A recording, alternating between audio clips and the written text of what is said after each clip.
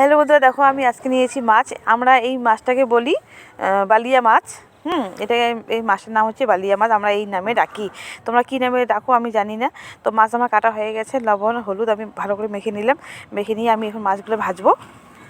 তো আমার এই মাছটা খুব ভালো লাগে খেতে, মানে যেমন যে ঘুরপয়াগুলো হয় ওরকম দেখতে মাছটা খুব ভালো লাগে খেতে আমার। তো মাছ, আমি তেল গরম হয়ে গেছে, তেলের মধ্যে আমি মাছগুলো ভালো করে ভেজে নিব।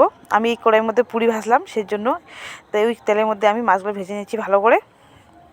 আর আমি আজকে গিয়েছিলাম বাজার থেকে আমি নিয়ে আসি মেথি, কারণ আমি বড় বড় লঙ্কা নিয়ে আসি, লঙ্কা দিয়ে আমি একটা আচার করব। আর নিয়ে আসি আমি চিনি, 2 কিলো চিনি, চা পাতা আমাদের লাগে, চা সকালবেলা প্রতিদিন বড়মশাই কাজে যান, সেই জন্য লাগে আমাদের এই গুঁড়া লঙ্কা।